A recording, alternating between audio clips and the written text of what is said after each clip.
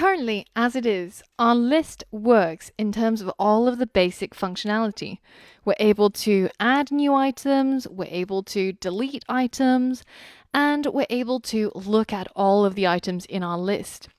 But there's one feature or one functionality that I would love to have for this app that we haven't currently implemented. And it's the ability to have multiple lists, right? There's no fun just having a single list to work off. So what if we were able to, instead of going to the home page, which is our default list, what if we were able to just write /work and head over to the work list and be able to see the items there? And what if we could create new lists on the fly? Like I wanted to create a home list. So if I type in the web address /home, then I wanted to create a brand new page without me having to define all of the get and the post routes. We can use what we learned about Express route parameters to do this. Express allows us to use route parameters to create dynamic routes.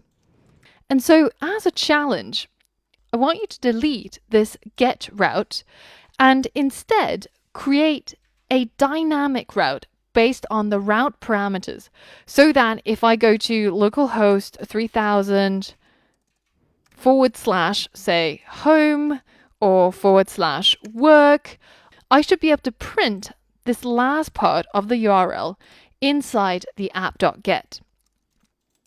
Again, as a reminder, this is what Express route parameters look like. We have a colon, and then we have a parameter name, and then inside the callback, we get to access request.params.that parameter name. And this will equal the value that the user has typed in here.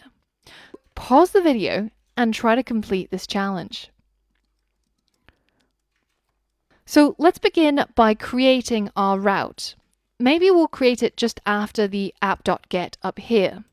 So I'm going to write app.get, and instead of providing a hard-coded route like /work or /home, I'm just going to write /, and then I'm going to call it custom list name. And this is going to, again, accept a callback, request and response. And then inside my callback, I'm going to log request.params.custom list name. So now let's hit save and go into our browser. And I'm going to try and run this again, localhost 3000 / home. And now if I go into my console, you can see I now have that part at the end here logged in my console. So I could change that to say work. And if I go ahead and hit enter, then you can see I now get work logged in here. So far, so good. Now, instead of logging that param, let's go ahead and save it into a constant, and let's call it custom list name.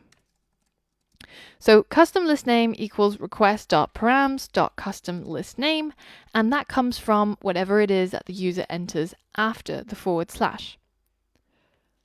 Now that we have access to the name of the new list, well, we're going to use it to create a new document. And that document is going to have a slightly different schema than what our items had. So right below where we have our default items, I'm going to create a new schema, and this one is going to be called list schema. And this is going to take two fields. One is the name of the list, which will be a string, and the second is going to be an array of items. So the name of the field is going to be items, and the value of the field is going to be an array of item schema based items. So now what we're saying is for every new list that we create, the list is going to have a name, and it's going to have an array of item documents associated with it as well. The next thing to do, as always, is to create our Mongoose model. This is going to be a constant called list, and it's going to be equal to mongoose.model, and then we're going to specify the singular version of our collection, which is going to be called a list. and we're going to specify the schema, which is list schema. And make sure that you haven't got any typos like I have here, mongoose.mode, which should be mongoose.model. So now that we've created our list model from our list schema, then we're ready to create new list documents based off this model. And we're going to do that when a user tries to access a custom list name. Inside this route, I'm going to create a new list, and this is going to be created based off our list model. And I have to fill in the two fields. One is the name of the list, which is simply going to be whatever the user typed into the route. So if they said /work or /home, then that's going to be the list name. So I'm going to put custom list name here. And then the second field is going to be the items. And this should accept an array of list items. And so when we create a new list that is a custom list, we're going to give it the name based off the path that the user tried to access. And then for the items, we're simply going to start off with the same default items as we created previously. So previously, when we made our default list, we created 3 item documents and we packaged them all into an array. So we can now reuse this array to populate our custom lists.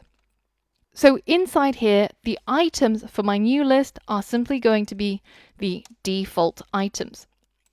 Now that we've created our new list document, then all we have to do is call list.save to save that into the lists collection. Now if we save our app.js and we head over to our browser and we try to access, for example, localhost 3000 / home, and we hit enter, then if we go into our Mongo shell and we just say show collections, then you can see we now have a new collection. And that collection is a collection of lists. So let's say db.lists.find. And you can see that we have a single document inside our lists collection, which has the name of home, which corresponds to this part that we entered using the route parameters. And then it has an array of items, which correspond to our default items. Welcome to your to-do list, hit the plus button, and then hit this to delete the item. So far, so good. That was pretty successful. Now, here's a problem. When a user accesses localhost or whatever the website domain will be /home, then we'll create a new list with that name, home, right? But we don't really want a whole bunch of them. What if a user's already created the list and they simply want to access it? So for example, if I head back over here and we stop this and try to head over to home again, then if we check our Mongo shell and we try to run db.list.find, then you can see we now actually have 2 lists, both called home, right? So this is not what we want. We don't want to create a new list with the same name every time the user tries to access it. How can we solve this with code? Well, we have to check to see if a list with that name already exists in our collection of lists. And if it does, then we're just going to display it. But if it doesn't, then we'll create a new one using the default items. So as a challenge, I want you to use the Mongoose method called find_one to find within our lists collection whether if there's a list that has the same name as the one that the user is currently trying to access. And if there is, then we're just going to log exists. And if it doesn't exist, then we'll log doesn't exist. So pause the video and try to complete that challenge. All right, so just above where we create our lists, we're going to call find_one on our list model. And the condition we're going to give it is find me a list inside the collection of lists that has the name that's the same as the one that the user is currently trying to access. So custom list name. And once you've completed that, then we'll have the callback function with error and found list. So that means if there was an error, then it'll print it, but if there wasn't, then we should be able to tap into what was found. So we can say if there were no errors, then in that case, we're going to check to see if there is or there isn't a found list. Now, it's important to differentiate between find one and the one that we used previously, which is find all, essentially, because this method is going to give us an array back as the result. And that's why we had to check to see if the array had a length of 0, namely, it had no items in it. It was an empty array. But in this case, what we get is an object back, because we're saying find one. So you should only return one document if it is found. So we can't check its length, but instead we can simply check to see if it exists or not, right? If found list doesn't exist, well, then in that case, we'll log doesn't exist. But otherwise, then we'll log exists. Now let's give that a go, and let's go into our website, and we try to access localhost/home. Let's hit enter and see what we get in our console. So let's switch back to this tab, and it says exists. But what if we tried some sort of new one that we've obviously not made yet? Let's hit enter, and doesn't exist. Great. So our code seems to be working. So now, instead of console logging, we're going to go ahead and implement the code that we need. Here, I'm going to write a comment saying this should be the path where we create a new list.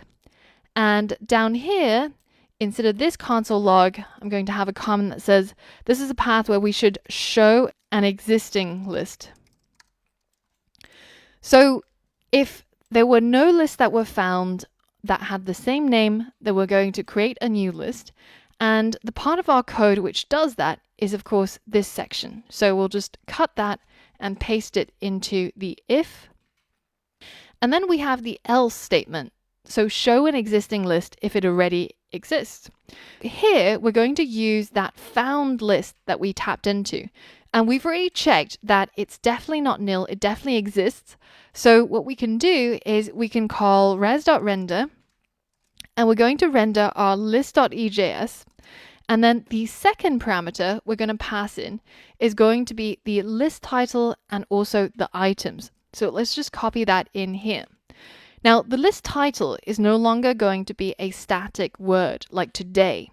Instead, it's going to be the custom list name, right? So we could tap into this found list, and we can say dot name to tap into its name field. And for the items, we do something quite similar. We say found list dot items. And so now we'll tap into the name property and the items property, and we'll send that over to list.ejs to populate that page. So now let's hit save, and let's head back into our localhost 3000, which still works as it should. And this one, of course, has the default list with the static name of today. But let's go ahead and access our home list. So we've now got a home list. And what if we try to create a new one, say a work list? Well, it seems like the list got created because if we check in our Mongo shell, then you can see there's a whole bunch of stuff that got created. But the last document that we added was this one with a name of work. If you wanted to clear out a particular collection because it's kind of gathering dust and it's got data from previous testing, then all you have to do is to make sure that you're inside the correct database. So I'm using TodoList DB. And then here we can show collections. So we've got items and lists, and I can say db.lists.drop. And this will wipe out my lists collection so that if I say show collections again, lists no longer exist. Let's head back to our web page and access home again.